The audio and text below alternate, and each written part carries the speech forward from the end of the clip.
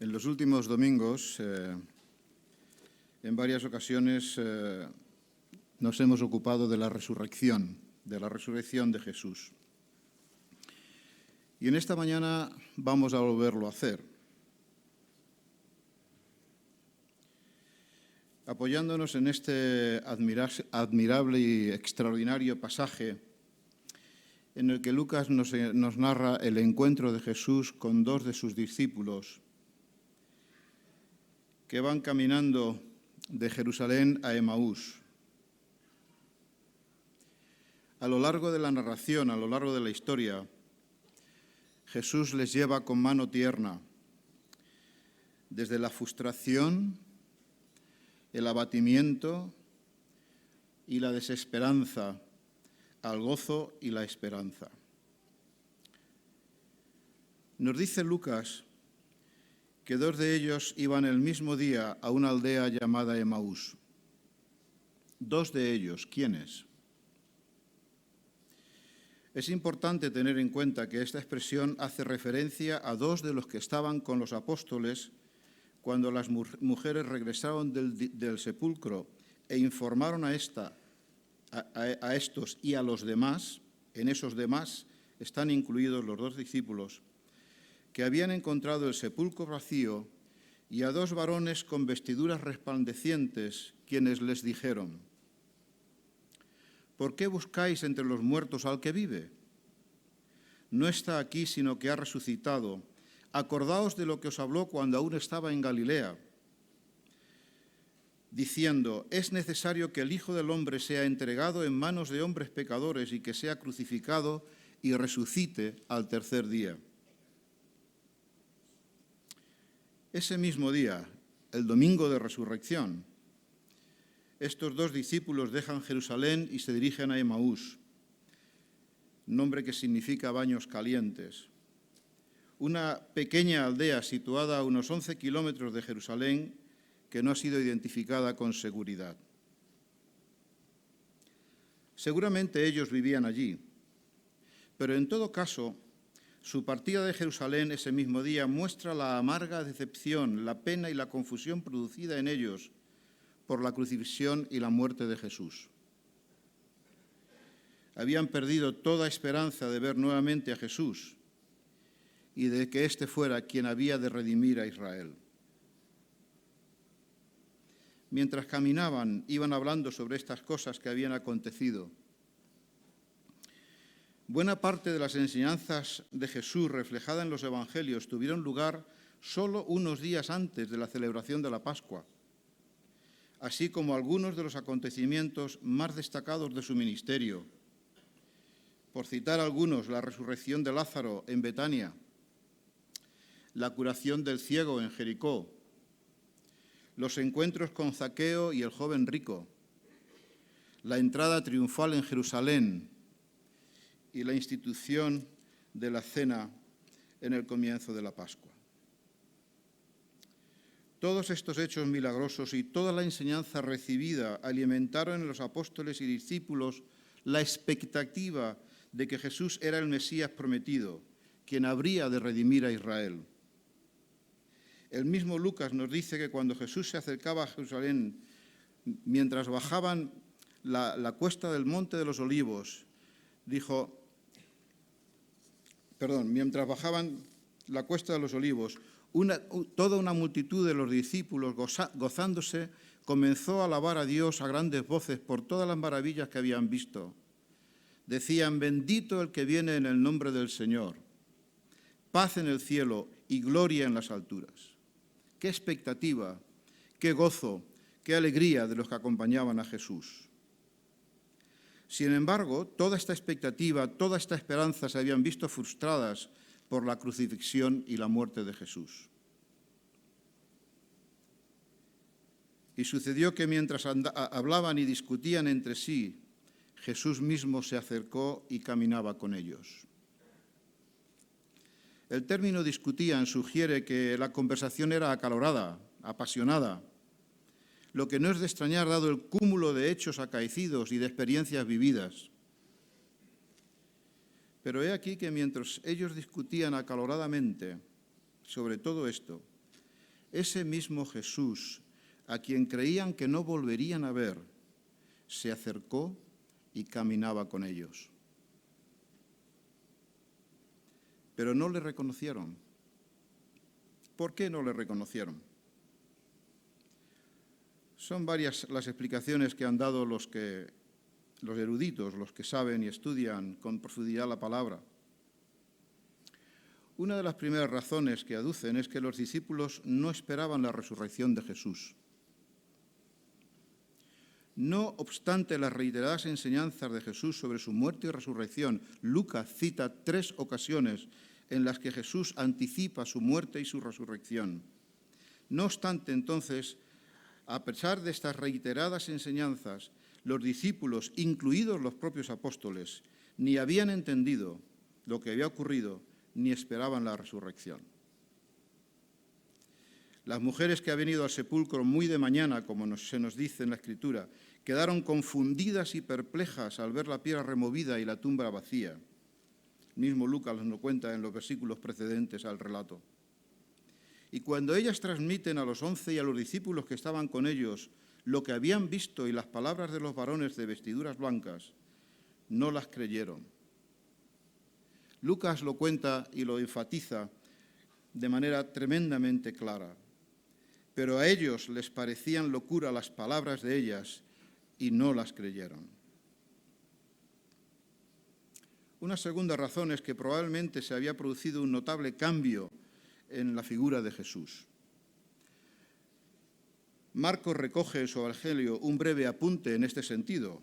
En Marcos 16, 12 se nos dice, pero después apareció de otra forma, subrayo esta expresión, de otra forma, a 2 de ellos que iban camino al campo. Evidentemente se refieren a los discípulos de Emmaús. No ha lugar ahora a especulaciones sobre los posibles cambios operados en Jesús tras su resurrección. El caso es que esa misma mañana, de temprano, María Magdalena no le reconoció hasta que Jesús la llamó por su nombre. Y unas horas después de los hechos leídos ahora en Lucas, después del relato de Emmaús, tampoco los apóstoles reunidos en Jerusalén le reconocieron al verle y ante él reaccionaron con espanto, con temor y con espanto, pensando que veían un espíritu. Con todo, la causa principal por la que sus ojos estaban velados había sido impuesta. Nos dice Lucas, pero los ojos de ellos estaban velados para que no le reconocieran. Sus ojos estaban velados, era pues una causa impuesta. La expresión utilizada por Lucas con el verbo en forma pasiva indica claramente una intervención divina. Jesús quiso permanecer desconocido para los discípulos a fin de instruirles y persuadirles por las Escrituras antes que por una manifestación que causara su asombro. No es la primera vez que Jesús actúa de esta forma. Cuando fue tentado en el desierto al comienzo de su ministerio, rehusó convertir las piedras en pan. Recordad que cuando la alimentación de los 5.000 quisieron convertirlo en rey, Jesús renuncia a convertir las piedras en pan o tirarse del pináculo del templo como un medio para ser reconocido como Hijo de Dios. Como el apóstol Pablo diría más tarde, Jesús opta aquí por el oír, porque por el oír, como dice Pablo, viene la fe, por la palabra de Dios. Jesús se acerca a ellos sin ser reconocido y les pregunta, ¿qué pláticas son estas que tenéis entre vosotros mientras camináis? ¿Y por qué estáis tristes? El propio rostro de los discípulos de Emmaús debía reflejar su angustia, su frustración. Los discípulos se están ahogando en sus penas, en su amarga decepción. A pesar del testimonio de las mujeres, suponen que Jesús está muerto. Han abandonado toda esperanza, han dado la espalda a Jerusalén y se dirigen a casa abatidos. En este contexto, la pregunta de Jesús está llena de delicadeza, tacto y empatía. No hay reproche inicial en sus palabras. Por el contrario, el interés que muestra es una invitación a los discípulos para que éstos abran sus corazones. En la respuesta de esta, en su respuesta, los discípulos presuponen que Jesús es uno de los extranjeros que han subido a Jerusalén para celebrar la Pascua. Y no dudan en mostrar su extrañeza por el hecho de que no se haya enterado de lo que ha ocurrido en Jerusalén. Y a su vez contestan con una pregunta diciendo: ¿eres tú el único que no has sabido lo que ha ocurrido? Los hechos que han sido tan notables y notorios, los hechos ocurridos han sido tan notables y notorios que Jesús debe haber sido el único que no se ha enterado de lo que ha pasado. Es curioso, porque aun en su dramatismo, la escena destila ironía. Pues mientras ellos suponen que Jesús es un extranjero que no se ha enterado de nada de lo que pasa, Jesús ante ellos, allí ante ellos, es en realidad el único que conoce el verdadero alcance de todo lo ocurrido. Jesús les vuelve a preguntar: ¿qué cosas? La cordial pregunta de Jesús da pie a que los discípulos expresen su visión de los hechos, poniendo de manifiesto su ignorancia sobre la verdadera identidad de Jesús y cómo los propósitos de Dios se estaban cumpliendo a través de su vida, muerte y resurrección. Caifás responde: de Jesús Nazareno, discutimos de Jesús Nazareno, que fue varón profeta, poderoso en obra y en palabra delante de Dios y de todo el pueblo. Cleofás, solo se nos da el nombre de uno de los dos discípulos, identifica a Jesús de forma similar a como Esteban y describe a Moisés en su defensa ante el concilio. Y era poderoso en sus palabras y en sus obras, Hechos 7:22. Revelando así una percepción parcial de la obra y el ministerio de Jesús, no mucho mejor que el de las multitudes que lo alababan después de que resucitara al hijo de la viuda de Naín. Un gran profeta se ha levantado entre nosotros, decían. Esta percepción, aunque verdadera, no identifica adecuadamente al Jesús resucitado.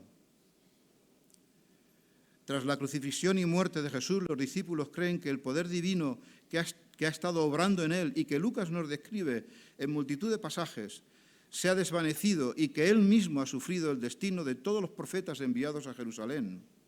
Como dijo Jesús mismo: Jerusalén, Jerusalén, que matas a los profetas y apedreas a los que te son enviados. En el resto de la respuesta de los discípulos de Emaús se hace evidente esta conclusión.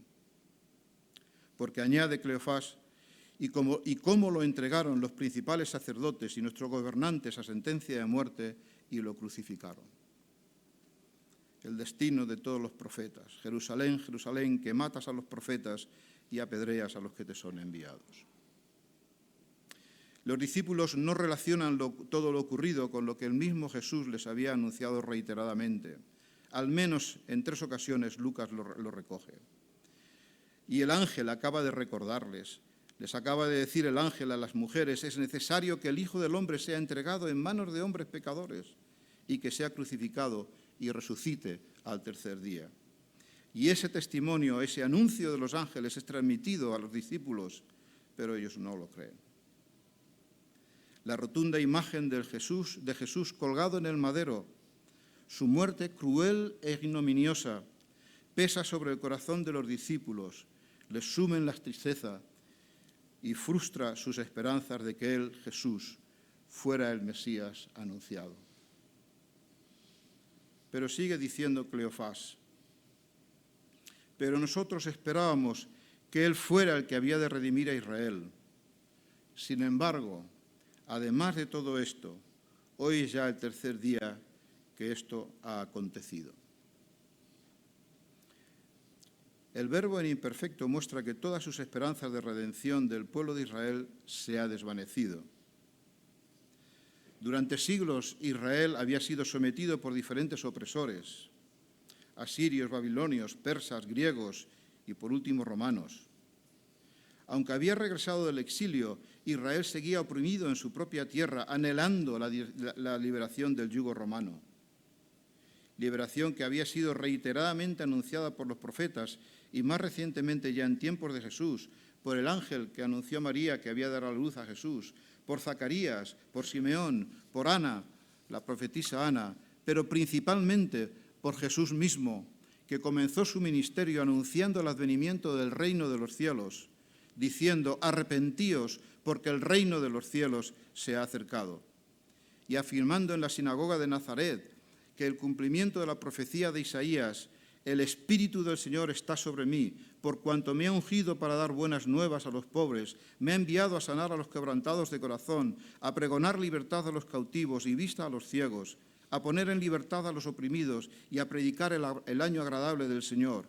Cuando Jesús se levanta en la sinagoga de Nazaret y da lectura a esta profecía de Isaías, se sienta, y cuando todos ponen la vista en él, les dice claramente: hoy se ha cumplido esta escritura delante de vosotros. Seguramente estos dos discípulos, testigos de las maravillas obradas por Jesús y de sus enseñanzas, estaban entre los que apenas unos días antes, pocos días antes, pensaban que el reino de Dios se manifestaría inmediatamente, como nos dice Lucas en el capítulo 19, verso 11. Y con esta gozosa expectativa habían acompañado a Jesús en su entrada triunfal en Jerusalén, alabándole a gran voz y diciendo: bendito el que viene en el nombre del Señor. Ellos creían que había llegado el momento de redimir a Israel conforme a las profecías. Pero la realidad era que no habían entendido correctamente la naturaleza de la redención anunciada.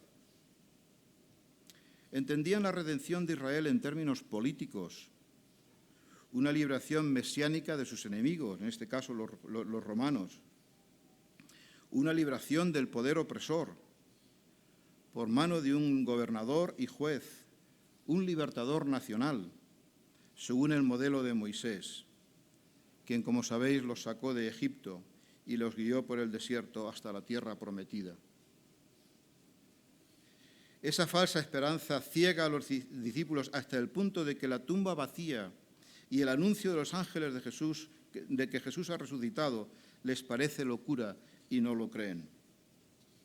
La gloriosa noticia de que Jesús vive justo al tercer día de la crucifixión, lejos de llenarles de esperanza y gozo, aumenta su desconcierto y turbación. Los discípulos no relacionan el testimonio de las mujeres ratificadas por Pedro y Juan con lo anunciado por Jesús solo unos días antes de su pasión. La evidencia de la tumba vacía y el testimonio del ángel no vencen el escándalo de la cruz. Como diría Pablo después en su primera epístola a los Corintios: ciertamente el Cristo crucificado es para los judíos tropezadero. Dice Frederick Bruce, un experto en Pablo: pero el que Jesús de Nazaret pudiera ser el Mesías esperado era algo por completo fuera de lugar. La evidencia definitiva era sencillamente esta: Jesús había sido crucificado. Un Mesías crucificado era una contradicción de términos, y lo de menos era si había sido crucificado por una sentencia falsa o por justicia. Lo definitivo era que al haber sido crucificado había entrado en la maldición descrita en Deuteronomio: maldito el que es colgado. Cleofás y el otro discípulo concluyen, pues, como justificación de su incredulidad: los discípulos no lo vieron. Es la misma incredulidad que manifestó Tomás cuando el resto de los apóstoles les dijeron que habían visto al Señor. ¿Recordáis? Si no veo en sus manos la señal de los clavos y meto mi dedo en el lugar de los clavos y meto mi mano en el costado, no creeré. Los discípulos que van camino de Emaús están en esa misma circunstancia. Después de dejarles hablar, Jesús les reprende y les reprocha su incredulidad. El reproche de Jesús no tiene tanto connotaciones intelectuales como morales y espirituales. Jesús se refiere a su incapacidad para entender las enseñanzas que él mismo les había transmitido y para reconocer el significado de los hechos ocurridos conforme a las profecías sobre él mismo. Por eso les pregunta: ¿no era necesario que el Cristo padeciera estas cosas y que entrara en su gloria?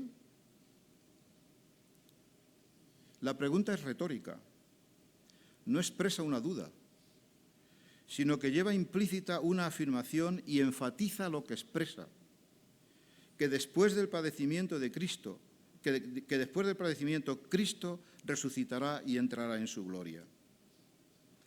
Pero esto es lo único que los discípulos concluirían. Esto es lo último que los discípulos concluirían.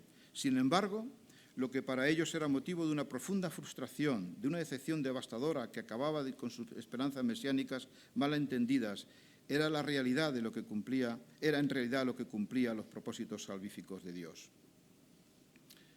Qué curioso y qué contradictorio. Lo que para ellos era motivo de una profunda frustración, de una decepción devastadora que acababa con sus esperanzas mesiánicas, la crucifixión de Jesús, era en realidad lo que cumplía los propósitos salvíficos de Dios. Para los discípulos de Emaús, como para nosotros hoy, que el Cristo tuviera que sufrir hasta la muerte y resucitar al tercer día es la clave hermenéutica para entender todas las Escrituras y todo lo que le sucede a Jesús durante la semana de la Pasión. Como dijo Pablo en su primera epístola a los Corintios, y nos recordaba Emanuel hace unos domingos, unas semanas, si Cristo no resucitó, vana es entonces nuestra predicación y vana es nuestra fe. Después de esta declaración central del Evangelio formulada en forma de pregunta, Jesús procede a declararle lo que las Escrituras, desde Moisés y siguiendo por todos los profetas, dicen de él, y cómo su muerte y resurrección dan cumplimiento pleno a la redención anunciada. Jesús no recurre a una revelación espectacular o a hechos prodigiosos que maravillen, deslumbren o causen admiración en los discípulos, de tal forma que de alguna manera les impongan la fe. Tal como hoy ocurre, Jesús se limita a interpretar las Escrituras, pues todas ellas desvelan los propósitos salvíficos de Dios, que culminan en su muerte y resurrección.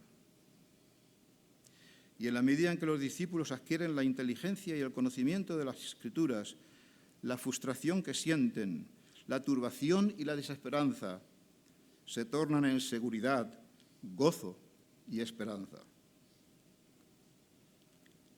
Cuando llegan a la aldea, Jesús hizo como que iba más lejos. Pero ellos, dice el texto, le obligaron a quedarse. Otras versiones, como la Biblia de Jerusalén, traducen diciendo que le rogaron insistentemente que se quedara.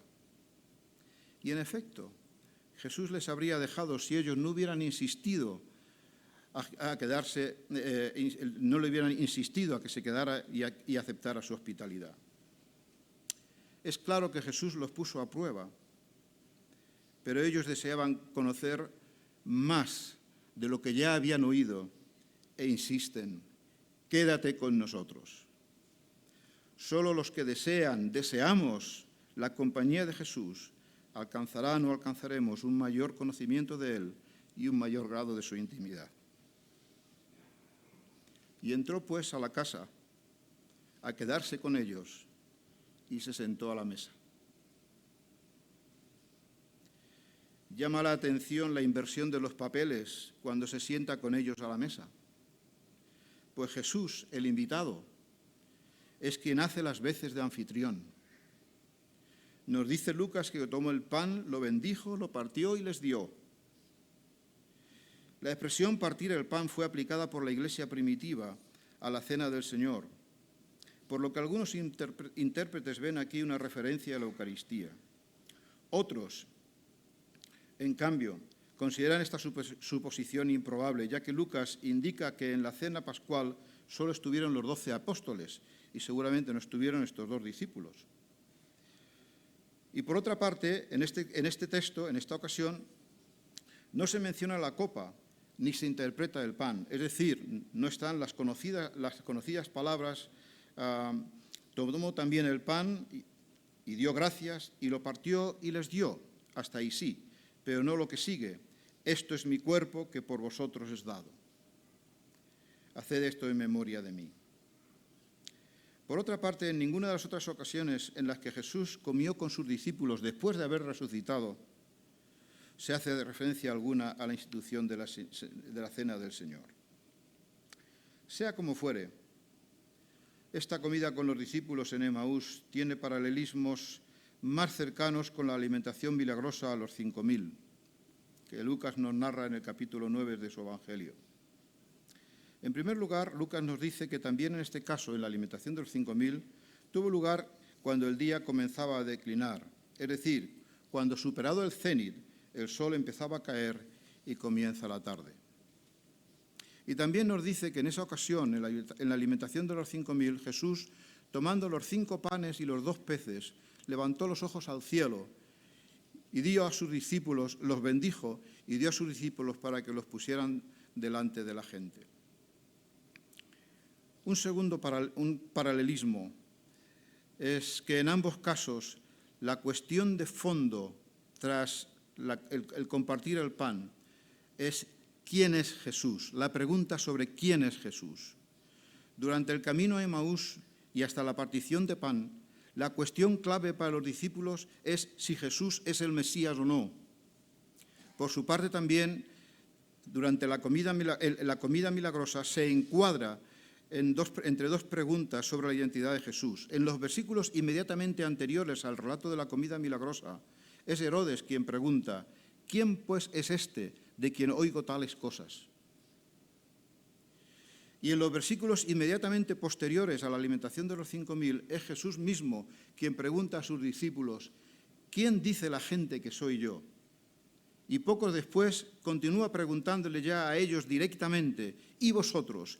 ¿Quién decís que soy? Y a continuación de esta pregunta tiene lugar el primer anuncio de Jesús sobre su muerte y su resurrección. La comida de Emaús, junto con la comida con los 11 en Jerusalén, que sigue después de este relato, sirve de símbolo poderoso para la restauración de la comunión entre Jesús y sus discípulos, una comunión que había quedado rota con la traición a Jesús, su negación y muerte por la incredulidad inicial de los apóstoles y por la ceguera espiritual de los discípulos de Emaús. La mesa era un lugar donde a Jesús se le escuchaba y donde su presencia tenía un carácter íntimo. Y es en la mesa, al partir el pan, cuando los discípulos de Emaús le reconocen. Pero nos dice el texto que desapareció de su vista. El verso en voz pasiva, como decíamos también al principio, indica una acción divina, pero una acción divina que sigue a la exposición de las Escrituras en el contexto de una comida de comunión. Llama la atención que en el mismo momento en que los discípulos reconocen a Jesús, éste desaparece. Sin embargo, por lo que sigue, vemos que la desaparición de Jesús no les confunde. El relato de los 4 evangelistas y la relación que Pablo hace de las diferentes apariciones de Jesús tras su resurrección dejan muy claro que la presencia física de Jesús entre los suyos no fue continuada. Cumplido su ministerio, como él mismo había anunciado, Jesús debe entrar en su gloria, como nos dice Hebreos, para sentarse a la diestra de la majestad de las alturas. Pero los discípulos de Emaús, como nosotros hoy, pudieron experimentar su presencia, como nosotros podemos hacerlo hoy, a través de las Escrituras que les habían sido abiertas y nosotros a través de las Escrituras que nos han sido dadas. Nos dice Lucas en la continuación del relato que cuando Jesús desaparece, se dicen el uno al otro, ¿no ardía nuestro corazón mientras nos hablaba en el campo, en el camino y cuando nos abría las Escrituras? Ahora entendemos mejor la insistencia de los discípulos para que Jesús se quedara con ellos. No solo era hospitalidad, que también. La progresiva declaración de Jesús que Jesús les había hecho a lo largo del camino sobre todo lo que las Escrituras decían del Cristo, había ido obrando en ellos un cambio maravilloso que culmina al compartir con él el pan. Una vez que los discípulos han entendido las Escrituras y que todo lo que éstas decían del Mesías anunciado se ha cumplido en Jesús, una vez que se dan cuenta de sus falsas esperanzas, de que sus falsas esperanzas les han cegado, una vez que han comprendido que era necesario que el Hijo del Hombre, el Mesías, fuera entregado en manos de hombres pecadores y que fuera crucificado y resucitara al tercer día, una vez que han entendido que Jesús ha consumado la obra de redención prometida al pueblo de Israel y abierta a todo aquel que cree en él, su corazón estalla de gozo y se apresuran a hacer partícipes de la buena nueva a los apóstoles y a los discípulos que están en Jerusalén. Sin perder un instante, en esa misma hora, nos dice Lucas, se levantan y regresan a Jerusalén. Si el camino de Emaús había estado marcado por el dolor, la tristeza, la frustración y el abatimiento, también por el miedo a la persecución por parte de las autoridades religiosas, el regreso a Jerusalén tras su encuentro con Cristo y haber comprendido las Escrituras y compartido con Él una comida, lo hacen con el corazón ardiente de gozo, con resolución, sin miedo a los peligros que puedan encontrar, con la seguridad de que Dios resucitó a Jesús de entre los muertos.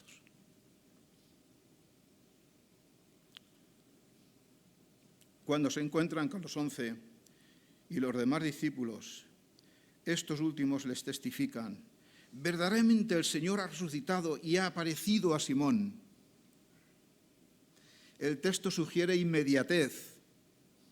El mismo gozo que los discípulos de Emaús sentían, lo tenían ya también los apóstoles y los discípulos que habían permanecido en Jerusalén. Antes que los discípulos de Emaús puedan abrir la boca, los reunidos en Jerusalén comparten con gozo las noticias de la resurrección. Jesús ha resucitado y se ha aparecido a Simón Pedro. E igualmente ellos, los discípulos de Emaús, cuentan a la comunidad las cosas que habían acontecido en el camino y cómo lo habían reconocido al partir el pan.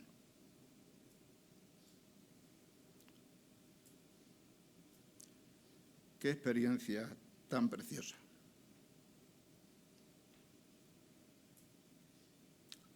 ¿Os hubiera gustado vivirla?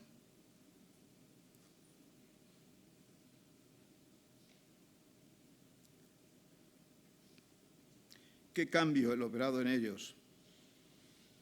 Del dolor, la frustración, el miedo y la desesperanza, al gozo, la esperanza y la comunión con el Señor, con Jesús resucitado.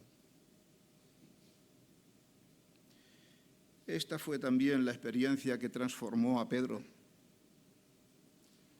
De negarle 3 veces, una de ellas ante una sierva, a proclamarle gozoso ante las multitudes. Esta fue también la experiencia de Pablo, que le transformó de perseguidor de la Iglesia al apóstol de los gentiles. ¿Qué es lo que obró tal revolución en ellos? Habían visto a aquel mismo Jesús que había sido crucificado, exaltado como Señor resucitado. Y lo maravilloso también para nosotros hoy es que esa misma gracia que alcanzó a los discípulos y a los apóstoles nos ha alcanzado a nosotros. No hemos tenido el privilegio de verle con los ojos de la carne, pero sí el privilegio de contar con el testimonio de aquellos que lo vieron y que dan testimonio fiel de él. ¿Cuál ha de ser nuestra respuesta?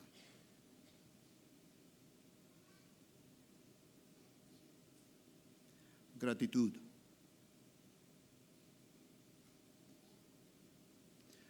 Aceptar con gratitud la invitación que Él nos hace de gozar de su intimidad. He aquí, estoy a la puerta y llamo. Si alguno oye mi voz, entraré a Él y cenaré con Él. Esa invitación está vigente para los que ya hemos confiado en Él y para los que aún no lo han hecho. Responderle con gratitud, con fidelidad y con obediencia. Que el Señor nos guíe para que así sea.